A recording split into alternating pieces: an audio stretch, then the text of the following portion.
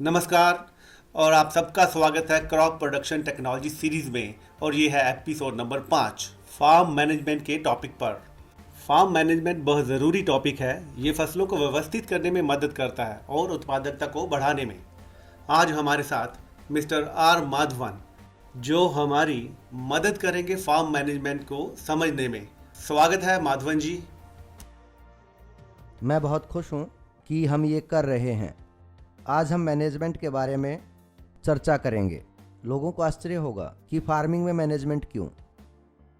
खेती को और क्षेत्रों की बजाय ज़्यादा मैनेजमेंट की ज़रूरत होती है। मैं इसलिए नहीं कह रहा कि मैं किसान हूँ, इसे बहुत सारी मैनेजमेंट स्किल्स और मैनेजमेंट क्षेत्र की ज़रूरत होती है, जबकि किसान चीज़ों को मैनेज करने में बहुत सक्षम है, पर उनके पास जरूरी चीजों की कमी होती है कि पहले कौन सी करनी है, बाद में कौन सी करनी है। अब हम इस बारे में चर्चा करेंगे कि मैनेजमेंट में वो कौन सी चीजें हैं जिनका हमें ध्यान रखना पड़ेगा।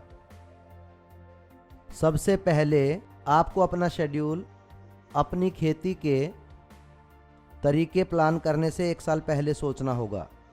आप सोच रहे होंगे कि हम इसे कैसे कर सकते हैं, पर करना होगा। देखिए, बारिश हो सकती है, धूप हो सकती है या कुछ और हो सकता है, पर हमें अपनी ड्यूटी पूरी करनी होगी, जो है प्लानिंग करना और बढ़िया की उम्मीद करना। मैं इसे होमवर्क कहूँगा। हमें इसे करना होगा। बेस्ट कुछ भी हो हम सामना करेंगे, क्योंकि हम अनिश्चितताओं को नहीं जानते और हम किसान होते हुए अनिश्चितताओं के साथ खेल रहे हैं। तो हैरान ना हो, हम हमेशा से प्रकृति पर निर्भर हैं। हम हमेशा से मज़दूरों से संबंधित समस्याओं पर निर्भर हैं। हम हमेशा मज़दूरों पर निर्भर रहते हैं। तो ये सब मुद्दे हैं जो ये सब समस्याएं पैदा करेंगे और हम सब ये जानते हैं। फिर भी मैनेजमेंट एक महत्वपूर्ण भूमिका निभाता है। अब खेती में मैनेजमेंट से आपका क्या मतलब है? मैंने कहा, जो आप अगले साल करना चाहते हैं उसकी इस साल योजना बनानी होगी। कैसे? तो आपको एक रिकॉर्ड बनाना होगा कि आप हर रोज अपनी खेती में क्या क्या करते हैं। उदाहरण के तौर पर आज आप भूमि की तैयारी कर रहे हैं, तो इसमें आपको क्या क्या दिक्कतें आती हैं, इसके फायदे क्या क्या हैं। अपनी भाषा में अपने आसान तरीके से लिख लें। मैं ये नहीं कह रहा कि आप किताब लिखें, बस ये एक मार्गदर्शक की तरह हमारे लिए काम करेगा। अब एक उदाहरण के तौर पर आपने एक वैरायटी बनाई है। मान लीजिए आपने भुट्टे की कोई किस्म बनाई है। आप उसे उगाने की कोशिश करते हैं। अब ताकि आपको समझ आए, उसके लिए आपको उसके प्रदर्शन का रिकॉर्ड रखना होगा। जैसे जर्मिनेशन की परसेंटेज क्या होगी। मैंने 100 बीज उगाए, उनमें से कितने बीज उगे। हम इंसान हैं, हम इसे भूल सकते हैं अगले साल तक, ये आम बात है। अगर आप इसे रिकॉर्ड करेंगे वैरायटी के साथ, तो आपके पास एक रिकॉर्ड होगा जिससे आपको पता चलेगा कि आपने इतने बीज उगाए और इतने उगे, और मुझे हर 100 बीज पर इतने पौधे मिले। और आप अलग अलग ट्रायल भी ले सकते हैं और देख सकते हैं अच्छा कौन सा है, और उसकी अगले साल बिजाई कर सकते हैं। ये था एक फसल का चुनाव। अब बेचने की क्षमता। बेचने की क्षमता भी बहुत ही महत्वपूर्ण हिस्सा है मैनेजमेंट क्षेत्र का। बेचने का तरीका क्या था? पिछले साल जब आपने फसल उगाई, अपनी फसल बेचकर उससे प्रॉफिट कमाने के लिए आपको कितनी मेहनत करनी पड़ी, और आप केवल इसे मंडी में बेचने के लिए इसे ऐसे ही डाल रहे थे। आपकी समस्याएं क्या थी? अगर आप इस पर एक नोट बनाएं तो इस पर वापस आएं। अब ये समस्या है चुनाव, बेचने की और फसल के प्रदर्शन की। हमेशा अपने खेत की रिपोर्ट लिख लें। मैं कैसे लिखता हूँ? मैं एक डायरी में लिखता हूँ। एक सिंपल डायरी लें। एक दिन की कार्यकारिणी के लिए एक ही पेज प्रयोग करें। अगर उस दिन आप कोई कार्य नहीं कर रहे तो उस पेज को खाली छोड़ दें। वो डायरी, देखिए मेरे पास पिछले 33 साल से डायरी है, जितना भी मैंने खेत में काम किया है सबका। तो वहाँ मैं लिखूँगा, आज मैंने कुछ भी नहीं किया। कोई दिक्कत नहीं, इसके लिए आपको कोई गिरफ्तार नहीं करेगा, पर फिर भी आप लिख सकते हैं कि आज बारिश हुई, भारी बारिश, हल्की बारिश, औसत बारिश। अगले स्तर पर जाकर मैं क्या करता हूँ? बारिश को रिकॉर्ड कर लेता हूँ। मैनेजमेंट में बहुत ही सरल और सस्ते टूल्स उपलब्ध हैं।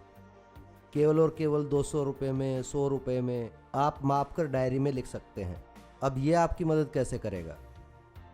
आपके सिंचाई के शेड्यूल को मापने में। मान लीजिए मुझे 2 इंच की बारिश मिली। 2 इंच की बारिश पिछले एपिसोड में भी रेन वाटर हार्वेस्टिंग में चर्चा की थी, सीजल वाले एपिसोड में। 24 घंटे में अगर 1 इंच बारिश मिले तो आप 1 एकड़ में कई लीटर पानी बचा लेते हैं। अब आपको पता है नीचे कितना पानी जा चुका है, सिंचाई करनी है, ये आप डिसाइड करेंगे। तो डेटा रिकॉर्ड करना आपकी मदद करेगा आपकी कार्य प्रणाली को फायदेमंद बनाने में। हमने इस पर चर्चा की एग्रीगेशन में ये कैसे ज़रूरी है। सिंचाई की योजना ज़रूरत के हिसाब से, ना कि कैलेंडर के हिसाब से।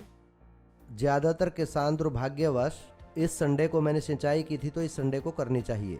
नहीं, आप खाते हो जब आपको भूख लगी हो, ना कि आपको हर 3 घंटे खाना ही है। अगर आपको भूख लगी है तो खाओ, वरना मत खाओ। बिना भूख खाने से क्या होता है ये आप अच्छे से जानते हैं। फसल के साथ भी बिल्कुल यही होता है। तो हम एक जैसे हैं। तो अब अगली ज़रूरी चीज़ क्रॉप रोटेशन। क्रॉप रोटेशन क्या है? क्रॉप रोटेशन एक सिस्टम है जिसमें एक से ज़्यादा फसल एक के बाद एक उगाई जाती है। उदाहरण के लिए मैंने गेहूं उगाया, अब एक ही धरती में बार बार गेहूं मत उगाएं। क्रॉप रोटेशन के बहुत सारे फायदे हैं अगर वैज्ञानिक तरीके से प्रयोग करें। अब उससे आपका क्या मतलब है? आप जानते हैं हमें किस चीज़ की ज़रूरत है? पौष्टिक खाने की, सालाना कम खर्चे पर, है ना? तो आप कैसे करेंगे? अनाज की फसल उगानी होगी। अनाज क्या है? गेहूँ, धान, मक्का, बाजरा, ये सब अनाज के अंदर आता है। अनाज की फसल, ठीक। तो आपने उपयुक्त अनाज बना लिया है। अब आपको प्रोटीन चाहिए। ज़्यादातर भारतीय शाकाहारी ही होते हैं, हम उनके बारे में बात करेंगे। तो हम उनको प्रोटीन कैसे दें? ज़रूर दूध से बने पदार्थ हैं, लेकिन आप किसान होकर इस पर कैसे काम करें? दालें अहम भूमिका निभाती हैं। अब क्रॉप रोटेशन में योजना बनानी होगी कि दाल कब उगानी है। ये जगह, क्षेत्र और मौसम के लिए अलग होता है, पर हमारे शेड्यूल में सोचना होगा कि साल में एक फसल दाल की उगाई जाए। तो अगला है सब्जियां। यहाँ से आप पैसा कमाते हैं और सारे मिनरल्स आपकी सब्जियों से आते हैं। उस विंडो का अब आपको हिसाब करना होगा। अब इन तीनों को क्रॉप रोटेशन कहते हैं। पहले हम इकोनॉमिक्स पर बात कर लेते हैं, फिर हम विज्ञान पर लौटेंगे। इकोनॉमिकली क्या? अनाज की फसल उगाने में बारिश का प्रयोग कर रहे हैं और जो पानी बचाया है वो आप दूसरी फसल को दे सकते हैं। सिंचाई की तरफ ज़्यादा ध्यान ना देते हुए आपने हर विषय दोहरा लिया है जिसकी हमने पिछले कुछ एपिसोड्स में चर्चा की है। पिछले वीडियो देखकर एक बार फिर सुन लें, आप समझ जाएंगे। दूसरी फसल के लिए आप सब्जियों के साथ जा सकते हैं। सब्जियां बहुत कम पानी और एग्रोनॉमिकल कंडीशंस जो हमारे लिए सही हों। भारत में हमारे पास मौसम का बहुत ही अच्छा फायदा है। फिर इसे जानें, अच्छी तरह से जानें, उसके बाद उस पर विचार करें। केवल भारत ये कर सकता है, कोई दूसरा देश ये फायदा नहीं उठा सकता। ये बिल्कुल मुफ्त है, बिल्कुल मुफ्त। कोई ये नहीं कहेगा कि सूर्य के प्रयोग के लिए 5 रुपए दो। ये बिल्कुल आपके लिए फ्री है, कुछ नहीं, बिल्कुल फ्री। ये हमेशा आपके लिए है, कभी भी प्रयोग करें। और दूसरे देश सूरज के लिए रो रहे हैं, उन्हें लाइट लगानी होगी, गर्मी देनी होगी। भगवान का शुक्र, हमें ऐसी कोई प्रॉब्लम नहीं। भगवान बहुत दयालु हैं, वो इसे बिल्कुल फ्री में दे रहे हैं।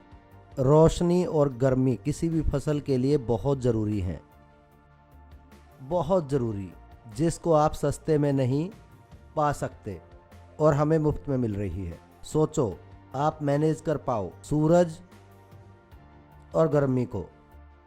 और उसे मिट्टी के पोषक तत्वों में डाल पाएं, आप कमाल कर सकते हैं। दूसरी फसल सब्जी के रूप में जो भी सब्जी आपके क्षेत्र में है जिसे आप बेचने की क्षमता रखते हैं। कृपया ध्यान रखें एक और बात, लोग मुझे कहते थे सर ब्रोकली चेन्नई में नहीं उगेगी। देखिए मैं साउथ इंडिया के हिस्से में रहता हूँ जी, तमिलनाडु में ब्रोकली वहाँ नहीं उगाई जाती कहते हैं। आप मेरी फसल देख सकते हैं जो मेरे खेत में उगी है। स्क्रीन पर फोटो दिखाई गई है, ब्रोकली और पत्ता गोभी। एक काम जो मैं करता हूँ, मैं इसे एक खिड़की पर रख देता हूँ। हमारा मौसम चक्र बहुत अच्छा है, आपको केवल उसे पढ़ना होगा। ज़्यादातर फसलें 100 या 120 दिन की होती हैं जो भी आप उगाते हैं। हमारे पास सुंदर विंडो है। कुछ फसलों को गर्मी पसंद है और कुछ फसलों को कम गर्मी चाहिए होती है, उसके लिए कमरा है। गर्मी के लिए कमरा है। और कुछ फसलों को बारिश पसंद है। हमारे पास तीनों ही हैं। सभी तीनों मौसम हमारे लिए उपलब्ध हैं। अपनी फसल पर आधारित धान, तो अब मैं क्या करता हूँ, हमें मिलता है नॉर्थ ईस्ट का मानसून, भारी बारिश, वो भी बहुत भारी लगातार। ये सब चीज़ें, धान इनसे प्यार करता है। मैं वहाँ धान उगाता हूँ। अब चिंता की कोई बात नहीं क्योंकि धान की सिंचाई होती है, वहाँ बारिश है। धान को पानी में खड़ा होना बहुत पसंद है। ये सब साफ है। मैं प्रकृति की ओर बढ़ता हूँ। वो पल जब मौसम बारिश से सर्दी की तरफ जाता है, वो सूखा होता है, उसी समय ठंडा, मैं वहाँ सब्जियाँ बो देता हूँ क्योंकि वो मौसम सब्जियों का प्यारा होता है। बारिश नहीं, उसी समय पर सूरज भी। हम सब जानते हैं, हम इसे नज़रअंदाज कर देते हैं। सब कहते हैं उत्तरायण दक्षिणायन दो, इसका मतलब आप सब जानते हैं। सूरज का संक्रमण जो कि 15 जुलाई से 14 जनवरी तक होती है, तो ये शिफ्ट सबसे ज़्यादा और कम लाइट आवर्स देती है। तो आप चुने कि सबसे ज़्यादा लाइट आवर्स पसंद है, तो उसी समय हम थोड़ा सूरज से दूर होते हैं, तो ये ज़्यादा तीव्र नहीं होता। कटाई कर सकते हैं और कोई सब्जी की फसल उगा सकते हैं। मैंने कहा दालें, वो बहुत कम समय की होती हैं और उन्हें थोड़ा ज़्यादा सूरज चाहिए और उनको पानी की ज़रूरत कम है। इसे अपने शेड्यूल के अंत में डालें, गर्मियों की ओर, मतलब कि जब आप गर्मी के पास पहुँचें तो आप दाल उगा पाएँ। दाल, मैं अब इस पर आऊँगा कि मैनेजमेंट में 3 रोटेशन क्यों। अगर आप मोनोक्रॉपिंग करेंगे, मतलब गेहूं गेहूं गेहूं, चावल चावल चावल, गन्ना गन्ना गन्ना, आप कीटों को बुला रहे हैं वहाँ रहने के लिए। और खनन भी किसी एक पोषक तत्व के लिए खोदा जाता है क्योंकि आप धान या गेहूं डाल रहे हैं। और अगर आप क्रॉप रोटेशन करते हैं तो अलग अलग फसल अलग अलग पोषक तत्व मांगेंगी। इसका मतलब मिट्टी एक समान रूप से पोषक तत्वों को ग्रहण कर पाएगी। खनन भी समानता में। दालें, उनका एक अच्छा फायदा है नाइट्रोजन फिक्स करने का हवा से जड़ों में, मतलब ये आपके लिए एक फायदा है। वातावरण में नाइट्रोजन फ्री में मिलती है। दलहन फसलों को उगाकर तीसरी फसल के रूप में अपनी मिट्टी में नाइट्रोजन फिक्स कर रहे हैं, मतलब एक महत्वपूर्ण पोषक तत्व मुफ्त उपलब्ध है अगर आप मैनेज कर हवा से मिट्टी में डाल पाएं। और ऐसा दाल की फसल करती है और हम सब दाल खाते हैं। भारत में ज़्यादातर लोग दाल खाते हैं। किसी भी खेत में, चाहे आप सांभर बनाएं, दाल बनाएं या फिर उसे छोंकें, लेने के बारे में छोड़े पर हम इसे खाते हैं। दाल हमारे खाने का हिस्सा है। लगभग हर रोज़ 2 बार हम किसी ना किसी तरीके से इसे लेते हैं, चाहे इडली बनाएं या कुछ और। तो कैसे भी दाल लेते हैं। तो अब दाल हमें प्रोटीन देती है और मिट्टी की सेहत का ख्याल रखती है। अब मैनेजमेंट पार्ट पर महत्वपूर्ण बात यह है कि हम 3 फसलें केवल भारत में ही उगा सकते हैं। तो हम इसका फ़ायदा क्यों नहीं उठाते? इसके लिए हमें केवल मैनेजमेंट का ध्यान रखना होगा। फसल के दौरान नहीं, ये इसके बारे में है। General, agronomical, economics, crop rotation का महत्व, इन चीज़ों को याद रखने के लिए। अगली चीज़ जिस पर मैं बात करूंगा वो है मैनेजमेंट फसल चक्र के दौरान। ये बहुत ही ज़रूरी है। जब फसल उगती है बच्चे की तरह होती है, बच्चे की तरह ख्याल रखना होता है। इसके 3 विंडो होते हैं इंसानों की तरह। मैं इसकी बार बार इंसानों से तुलना कर रहा हूं ताकि आपको अच्छे से समझ आ जाए। हमारा बचपन होता है, जवानी होती है, रिप्रोडक्शन होती है और बुढ़ापा। मतलब आप एक बच्चे हैं जो स्कूल जा रहा है, खेल कूद कर बड़ा हो रहा है। आप केवल खेल कूद नहीं कर रहे, बढ़ भी रहे हैं। मतलब आपकी ग्रोथ बचपन में होती है, कुछ सालों बाद आप नहीं बढ़ते हैं, बस इतना। उस बढ़ने के समय पर मैनेजमेंट एक अहम भूमिका निभाती है। जैसे आपकी माँ आपका ख्याल रखती है, क्या आपने ठीक से खाया, क्या आप सब अच्छे से कर रहे हैं, क्या आप बढ़ रहे हैं। आपने वास्तव में देखा होगा, अपने बचपन के बारे में आप अपनी माँ से पूछ सकते हैं कि आपकी माँ हर महीने आपका वजन करती थी, आपको अस्पताल ले जाती थी वजन मापने के लिए हर महीने जब आप बढ़ रहे थे। ऐसा क्यों? सभी पोषक तत्व आपके अंदर पोषण पहुंचा रहे थे कि नहीं आपके सिस्टम में। फसल उगाते हुए आपको ये सब ध्यान रखना होगा वेजिटेटिव फेज के दौरान। अब हम इसे बचपन कहते हैं, जो कि वहाँ वेजिटेटिव है। इस अवस्था में आपको उन्हें कीट मुक्त रखना बहुत ज़रूरी है। इन सब के पीछे की सोच धरती के पर यूनिट एरिया में फसल के प्रदर्शन को बढ़ाना है। ये बहुत आसान है। धरती के पर यूनिट एरिया में फसल के प्रदर्शन को बढ़ाना। जैसे कि मेरे पास 1 एकड़ धरती है, मैंने उस 1 एकड़ धरती का इस्तेमाल किया है अपनी फसल को ज़्यादा से ज़्यादा बढ़ाने में। इसका मतलब क्या? ये सब स्टेप आपकी फसल उत्पादकता को बढ़ाने के लिए होने चाहिए।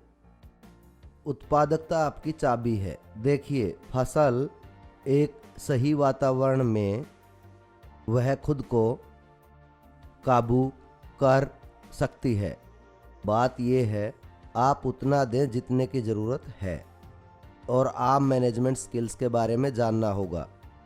हम बात कर रहे थे फसल उगते समय, मैंने कहा था वेजिटेटिव के दौरान ये कीट और खरपतवार मुक्त होने चाहिए। इरिगेशन पर ध्यान दें, सिंचाई का बहुत ही ध्यान रखना होगा शुरुआती समय में। वेजिटेटिव स्टेज के दौरान हमारी तरह जब हम बच्चे होते हैं तो हमें भागना होता है, कूदना होता है, खेलना होता है। ये बहुत ही ज़रूरी चीज़ें हैं, नहीं तो आप इंसान नहीं हैं। एक बच्चे के नाते आपको खेलना, कूदना, रोना ये सब करना होगा। शरारत भी करेंगे ताकि आपकी मम्मी आपके पीछे घूमती रहे। ये आपकी ग्रोथ का एक हिस्सा है। अगर आपकी ग्रोथ सेहतमंद रहेगी, जब आप बढ़ते हैं, वयस्क बनते हैं, अडल्ट, प्रजनन के दौरान आपका दिमाग और अच्छे से काम करता है। ऐसे ही सभी चीज़ें दी जाती हैं। फसलों के लिए पोषक दिया जाता है तो फसल प्रजनन के लिए खड़ी रहती है। प्रोडक्शन क्या है? मतलब कि उत्पादन के लिए वे तैयार हैं। जैसे अनाज, फल, कुछ भी वो हमें वापस करते हैं। अगर इस दौरान अच्छे से मैनेज नहीं किया गया तो कुछ नहीं होगा, बिल्कुल ज़ीरो। कटाई के समय आप कुछ भी मैनेज नहीं कर सकते, कुछ भी नहीं। तो आपको मैनेजमेंट करनी होगी बिल्कुल शुरुआत में। हमने बहुत सारे एपिसोड्स में बात की है, इसीलिए मैंने कहा था 60% भूमि की तैयारी में जाना चाहिए। पिछले एपिसोड में मैंने इसके बारे में बात की थी। मैंने कहा था हमें सबसे ज़्यादा ध्यान देना होगा भूमि की तैयारी पर। क्यों? ताकि हम अपने फ़ायदे बढ़ा सकें। देखिए, फसल का उत्पादन पर यूनिट एरिया हमारी रिसर्च और विज्ञान में बढ़ोतरी, खेती में पौधों की प्रजातियों के बारे में पता चला है। हमारे पास हैं बहुत सारी वैरायटियाँ जिन्हें हम कहते हैं जेनेटिक्स, पर जिनके पास जेनेटिक क्षमता है, पर अब आप उस बीज से जेनेटिक क्षमता कैसे ले सकते हैं, है ना। और मैनेजमेंट, नर्सरिंग क्या है? मैनेजमेंट। आप इसे कैसे मैनेज करते हैं कि बीज आपको अच्छा फल दे। एक अनाज को मुझे क्या देना चाहिए? 1000 अनाज। मैं कैसे करूं? इसको लेने के लिए क्या करूं? तो मैनेजमेंट स्किल्स शुरुआत से ही हमारे पास आती हैं। 1 साल पहले योजना बनाने से, अगले साल आपको क्या उगाना है, अगले साल कौन सी वैरायटी होनी चाहिए, इसकी योजना कैसे बनानी है, आपकी मिट्टी की सेहत कैसी थी, सब रिकॉर्ड्स अपने साथ रखिए, आप अपनी भाषा में, अपने साधारण तरीके में, जहां आप समझ सकें और आपको क्यों समझना है, ताकि आप आगामी फसलों की योजना बना सकें और उन्हें बेचने की क्षमता भी। मैनेजमेंट में आपको इन बातों का भी ध्यान रखना है। जी हाँ, मैं कीट मैनेजमेंट के बारे में बोल रहा हूँ, पर अपनी धरती को अनड्यू प्रिस्टेशन प्लोरीफेशन से बचाएं। अब ये क्या है? एंड पेस्ट इन्फेस्टेशन, ये कुछ अजीब शब्द हैं और कुछ नहीं। एंड पेस्टिफिकेशन कि आप अपने खेत में किसी भी तरह की खरपतवार ना उगने दें, क्योंकि आप कीट को बुलावा देंगे कि वो वहाँ आकर रहे। आप देखेंगे कि बंज अच्छी तरह साफ नहीं है। फसल उगने के दौरान आप कुछ भी नहीं कर सकते। जब आप इसको उगाते हैं तो आपको अपनी एकाग्रता केवल फसल पर रखनी है। आपको किसी और चीज़ के बारे में सोचने का समय ही नहीं होगा। जब बच्चा घर पर होता है तो माँ के पास बिल्कुल समय नहीं होता। वो खुद के बारे में भी नहीं सोच पाती। वो इंतज़ार करती है कि बच्चा थोड़ा सा बड़ा हो और उसको आराम मिले। शुरुआत में उसको 24 घंटे उसका ख्याल रखना पड़ता है। जब बच्चा सोता है आप सोते हैं, जब बच्चा उठता है तो आप उठ जाते हैं। फसल के लिए भी उतनी ही ऊर्जा की ज़रूरत होती है। फसल भी बहुत अच्छा काम करेगी, आपको ज़्यादा उत्पादन भी देगी। इस तरीके से पर यूनिट क्षेत्र में आप अपनी उत्पादकता और बढ़ा सकते हैं। अपनी धरती में हमें जानना चाहिए, मैनेजमेंट स्किल्स का प्रयोग करना चाहिए। आप लोगों के सवालों से और अच्छे से समझा दूंगा जब क्वेश्चन आंसर सेशन आएगा। बहुत सारी दिक्कतें और मुद्दे होंगे कि एक साल यहाँ सूखा पड़ सकता है और एक साल बाढ़ आ सकती है। बिल्कुल, हम प्रकृति का एक हिस्सा हैं। हम प्रकृति के साथ खेल रहे हैं, ध्यान रहे। अनिश्चितता ही किसानों के लिए फायदेमंद है। इसलिए मैंने हमेशा कहा है, खेती में सबसे ज़्यादा मैनेजमेंट की ज़रूरत है। दूसरे क्षेत्रों में निश्चित है कि आज बंद है तो बंद है। खेती में ऐसा नहीं है। अनिश्चितताएं इसी का हिस्सा हैं। जितनी ज़्यादा ये होंगी उतनी ज़्यादा मैनेजमेंट की ज़रूरत होगी। बस कुछ फसलों को दिक्कत होती है बाज़ार में बिकने में। हम उन्हें फसलों के उगने के दौरान मैनेज नहीं कर सकते। दिक्कत है नमी। नमी से फंगस पैदा होती है। मतलब क्या? गेहूं, धान, बाजरा या कोई भी अनाज की फसल, अगर नमी बहुत ज़्यादा है, आप इसे 20 दिन या 10 दिन के लिए रख दें, उसकी गुणवत्ता कम हो जाती है। इसे समझें और मैनेजमेंट सेक्टर में इस बात का ध्यान रखें कि मेरे खेत में नमी इतनी ही होनी चाहिए ताकि अनाज की क्वालिटी हमेशा अच्छे से बनी रहे, इससे पहले कि ये किसी मंडी या बाजार में बिकने के लिए जाए। इसके लिए आपको कटाई के शेड्यूल की योजना बनानी होगी। सोचते हैं कि ज़्यादा पानी देने से जल्दी बढ़ेगा, बिल्कुल नहीं, नहीं, बिल्कुल गलत है। ज़्यादा सिंचाई से दिक्कतें बढ़ेंगी। फसल के पक जाने के बाद उसे परिपक्वता चाहिए। इस पर हम बहुत लंबी चर्चा कर चुके हैं। ग्रेन फिलिंग और पैनिकल स्टेज के दौरान हम उसे पैनिकल कहते हैं। फूल निकलता है और अनाज बनने लगता है। धान, गेहूं ये बढ़ रहा है। वो भरने वाले थोड़ी ज़्यादा नमी लेते हैं। फसल पर ज़्यादा तनाव होता है तो ज़्यादा नमी चाहिए होती है। एक बार फसल भर जाए, मिल्की स्टेज के लिए, किसी भी अनाज के लिए, मिल्की स्टेज होने के बाद वो केवल डिहाइड्रेट होता है, वो सख्त हो जाता है। आप अपनी सिंचाई कम कर दें। अपनी फसल की कटाई को सही मैनेज करें तो फ़ायदे हैं कि कंबाइनर बहुत आसानी से मिल सकता है। मेरे कुछ साथी किसान इस क्षेत्र को नज़रअंदाज कर देते थे। अपने खेत में कंबाइनर नहीं चलाते थे। कोई भी प्रॉब्लम हो जाती थी, या तो उसको वहाँ पहुँचने में 10 से 15 दिन लग जाते थे या फिर बहुत भारी बारिश हो जाती थी। अगर आप पिछले साल की बारिश का हिसाब लगाकर इसे अच्छे से मैनेज कर पाएँ, शायद वो पास हो जाए। फेल भी हो सकता है, पास भी हो सकता है, मैं कुछ नहीं कह सकता। पर आप योजना क्यों नहीं बनाते? आप उस तरह काम क्यों नहीं करते? ये बात ध्यान रखें कि कंबाइनर वहाँ लाना ही होगा। मैं हाथ से कटाई नहीं कर सकता। बहुत मुश्किल है 20 औरतों को इकट्ठा करना। तो क्यों अपने आप को परेशान करें गेहूं, चावल, धान या कोई भी फसल काटने के लिए। अगर आप अच्छे तरीके से नमी के लेवल को मैनेज करें तो हार्वेस्टर आ सकता है। कटाई बहुत कम समय में हो जाएगी। ना केवल समय बचाते हैं बल्कि फसल की गुणवत्ता भी बढ़ जाती है। ये सब मैनेजमेंट स्किल्स के हिस्से हैं जिनका आपको ध्यान रखना ही होगा। दूसरी बात, रख रखाव यहाँ आता है मैनेजमेंट के हिस्से में। हम सब उपकरणों को खरीद लेते हैं, जल्दी जल्दी ट्रैक्टर, कंबाइन ले लेते हैं, सारे उपकरण, स्प्रेयर वगैरह सब। लेकिन हर मशीन की तरह इनको भी रख रखाव चाहिए। ऐसा हम कब करते हैं? खेती के दौरान हमें छुट्टी मिलती है जब हमें फसल नहीं उगानी होती। साल में 2-3 महीने का ऑफ होता है, जगह जगह पर निर्भर करता है, पर आपके पास वो 2-2.5 महीने का शेड्यूल होना चाहिए। भारी बारिश और दूसरा है गर्मी।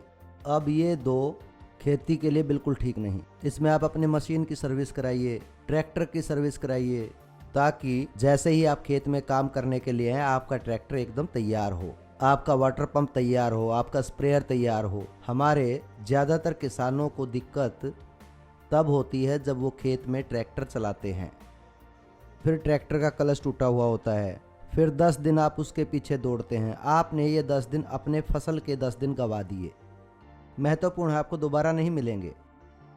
और इसे पहले कराते तो आपके कुछ हज़ार रुपये बच जाते हो, अब आपने 5,000 रुपये के करीब गंवा दिए हैं। 1,000 बचा रहे हैं 5,000 गंवाने के लिए, बस एक आम मैनेजमेंट स्किल की वजह से।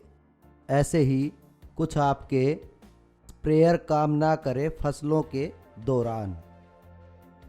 जब आप फसल उगाते हैं तो आपका पूरा ध्यान फसल पर होता है, आपके पास इतना समय नहीं होता है कि आप स्प्रेयर लाएं। इसे नज़रअंदाज करना पड़ता है। आपको स्प्रेयर नज़रअंदाज करना होगा या फिर आपको कम स्प्रे करना होगा। ये सब आपकी उत्पादकता को कम करता है। पर अगर हम इन सब क्षेत्रों में मैनेज कर पाएं, फसल चक्र के दौरान, जैसा मैंने कहा, बीज से लेकर पहले 35 दिन तक वेजिटेटिव, मतलब ये बढ़ रहा है, फिर उसके बाद ध्यान देना होगा पौध पर, अनाज पे, फूल या जो हम खाने वाले हैं। फिर आती है मैच्योरिटी।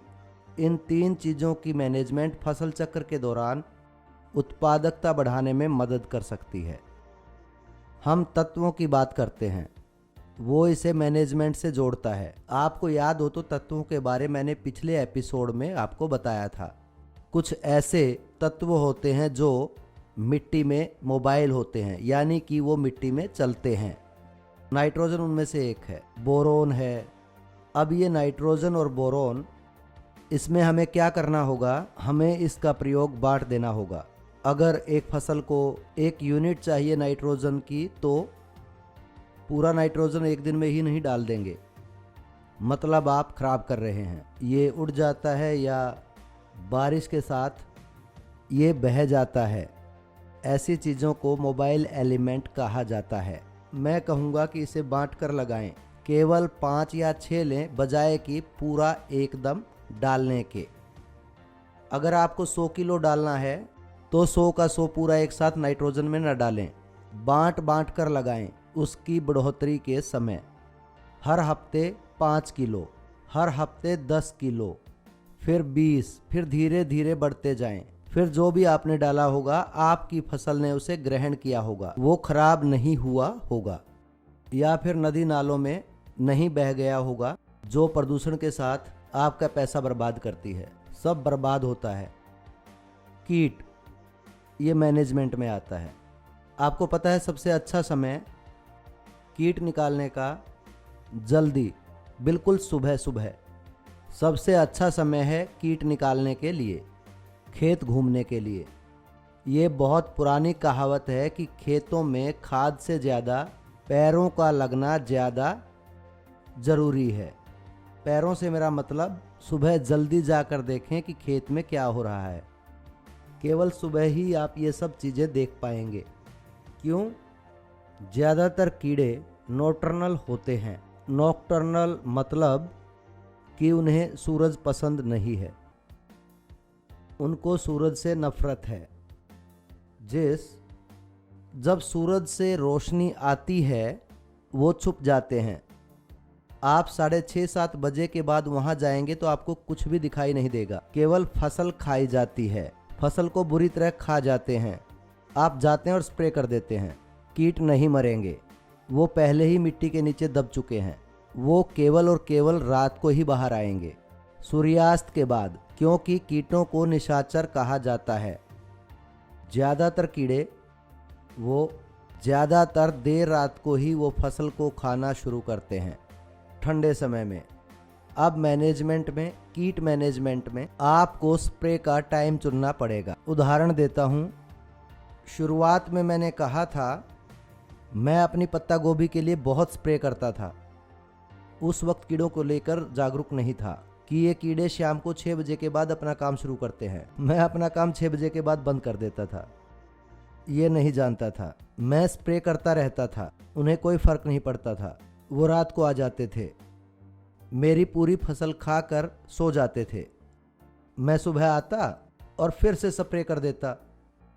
एक बार मैंने ध्यान से आवाज़ सुनी, रात को, शाम को वो खा रहे थे, कुछ कुछ कुछ कुछ कुछ कुछ आवाज़ आ रही थी।